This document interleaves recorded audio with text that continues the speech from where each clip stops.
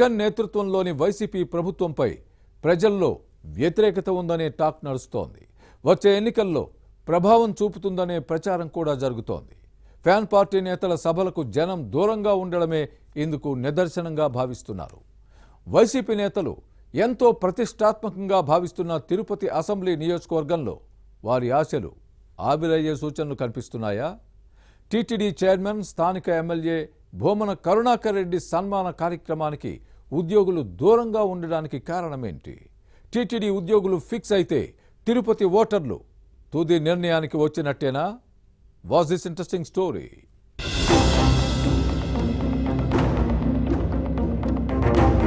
ఎన్నికలు సమీపిస్తున్న సమయంలో తిరుపతి అసెంబ్లీ నియోజకవర్గంలో రాజకీయాలు వేడెక్కుతున్నాయి. వైసీపీ పరిస్థితి ఏమంత బాగోలేదని ప్రచారం జరుగుతోంది. సొంత పార్టీ నేతలే ఈ విషయాన్ని చెబుతున్నారంటే వచ్చే ఎలక్షన్స్ లో ఆ పార్టీ పరిస్థితి ఏంటో అర్థం చేసుకోవచ్చు.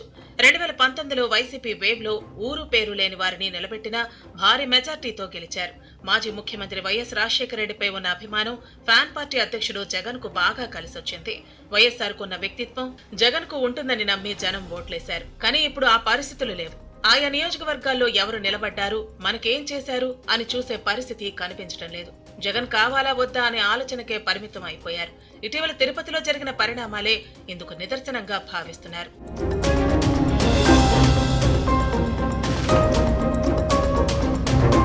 టీటీడీ ఉద్యోగులకు ఇంటి పట్టాలు ఇచ్చారు. ఆయా పట్టణాలకు కిలోమీటర్ల దూరంలో మారుమూల అడవిలో 5,000 మందికి పట్టాల పంపిణీ కార్యక్రమం జరిగింది.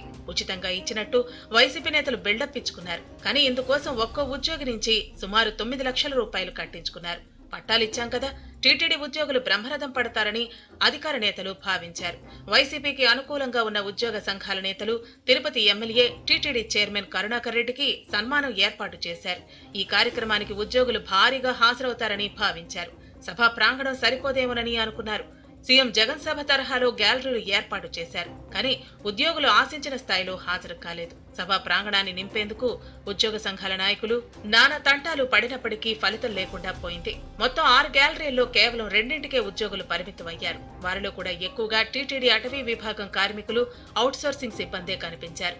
కుర్చీలన్నీ ఖాళీగా ఉంటే సభ వెలవెలపోయినట్టు కనిపిస్తే బాగుండేదని భావించారు.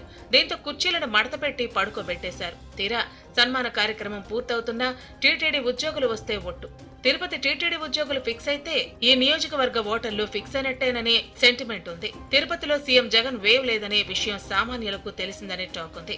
ఆయా నియోజకవర్గాల్లో అభ్యర్థులు ఓటర్లను ప్రసన్నం చేసుకోవడానికి ఎన్ని తాయిలాలు ఇచ్చినా, ఎన్ని ఆత్మీయమైన సమావేశాలు నిర్వహించినా జగన్ను మాత్రం భరించేందుకు జనం సిద్ధంగా లేరనే ప్రచారం జరుగుతోంది.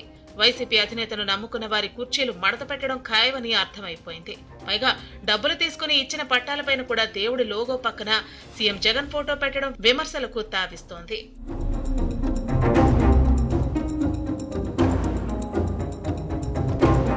ఎన్టీఆర్ 1983లో పార్టీ పెట్టినప్పుడు ఓ ప్రభంజనాన్ని సృష్టించారు. ముక్కు మొహం తెలియని వారిని ఎన్నికల్లో నిలబెట్టిన భారీ మెజార్టీతో గెలిచారు.